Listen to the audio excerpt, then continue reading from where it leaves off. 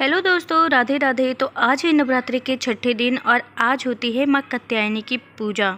इनकी उपासना और आराधना से भक्तों को बड़ी आसानी से अर्थ, धर्म, काम और मोक्ष चारों फलों की प्राप्ति होती है। उसके रोग, शोक, संताप और भय नष्ट हो जाते हैं। जन्मों के समस्त पाप भी नष्ट हो जाते हैं। इस देवी को नवरात्रि में छठे दिन पूजा की जाती है। इनका स्वरूप अत्यंत भव्य और दिव्य है। यह स्वर्ण के समान चमकीली है और भावश्यर है। इनकी 4 भुजाएं हैं। दाईं तरफ का ऊपर वाला हाथ अभय मुद्रा में है तथा नीचे वाला हाथ वर मुद्रा में। माँ के बाईं तरफ के ऊपर वाले हाथ में तलवार है, वर नीचे वाले हाथ में कमल का फूल सुशोभित है। इनका वाहन भी सिंह है। इनकी उपासना और आराधना से भक्तों को बड़ी आसानी से अर्थ, धर्म, काम और मोक्ष चारों फलों की प्राप्ति हो जाती है। भक्तों के रोग, शोक, संताप, भय नष्ट हो जाते हैं। जन्मों के समस्त पाप भी नष्ट हो जाते हैं। कात्य गोत्र में विश्व प्रसिद्ध महर्षि कात्यायन ने भगवती पराम्बा की उपासना की, कठिन तपस्या की। उनकी इच्छा थी कि उन्हें पुत्री प्राप्त हो। माँ भगवती ने उनके घर पुत्री के रूप में जन्म लिया, इसलिए यह देवी कात्यायनी कहलाई। इनका गुण शोधकारी है, इसी इस वैज्ञानिक युग में कात्यायनी का महत्व सर्वाधिक हो जाता है। इनकी कृपा से ही सारे कार्य पूर्ण हो जाते हैं। ये वैद्यनाथ नामक स्थान पर प्रकट होकर पूजी गई माँ कात्यायनी अमोघ फलदायिनी है। भगवान कृष्ण को पति रूप में पाने के लिए ब्रज की गोपियों ने इन्हीं की पूजा की थी। यह पूजा कालिंदी यमुना तट पर की गई थी, इसलिए ये ब्रज मंडल की अधिराष्ट्रीय देवी के रूप में प्रतिष्ठित है। इनका माता कात्यायनी माँ दुर्गा की छठी शक्ति है।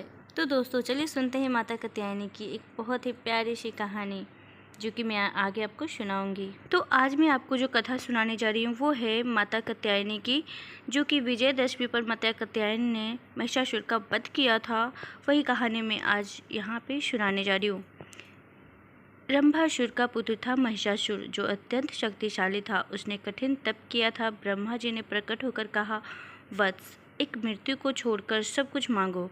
महिषासुर ने बहुत सोचा और फिर कहा, ठीक है प्रभु, देवता, असुर और मानव किसी से मेरी मृत्यु ना हो। जब भी मेरी मृत्यु हो किसी स्त्री के हाथ से ही हो। तब ब्रह्मा जी एवमस्तु कहकर अपने लोक चले गए। वर प्राप्त करने के बाद उसने तीनों लोकों पर अपना अधिकार जमा कर त्रिलोकाधिपति बन गया।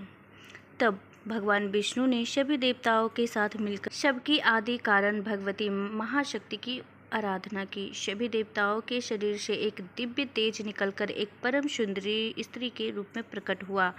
हिमवान ने भगवती की सवारी के लिए सिंह दिया तथा सभी देवताओं ने अपने अपने अस्त्र शस्त्र महामाया की सेवा में प्रस्तुत किए। भगवती ने देवताओं पर प्रसन्न होकर उन्हें शीघ्र ही महिषासुर के भव्य से मुक्त करने का आश्वासन दिया।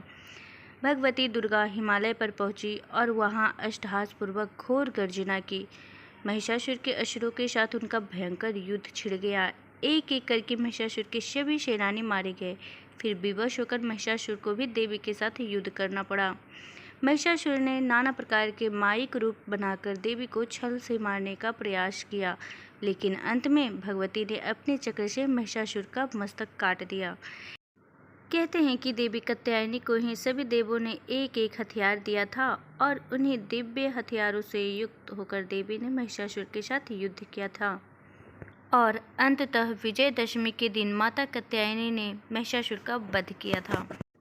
प्रेम से बोलिए शिव जय माता दी। ओम नमः शिवाय। तो आज की ये जो कहानी है वो बहुत ही छोटी है और यह विजयदशमी पर माता कात्यायनी ने महिषासुर का वध किया था। मैं उसकी कथा आप लोगों को सुनाई हूँ। आई होप आप सभी को अच्छा लगा हो। अच्छा लगे तो वीडियो को लाइक जरूर से करना। मैं मिलती हूँ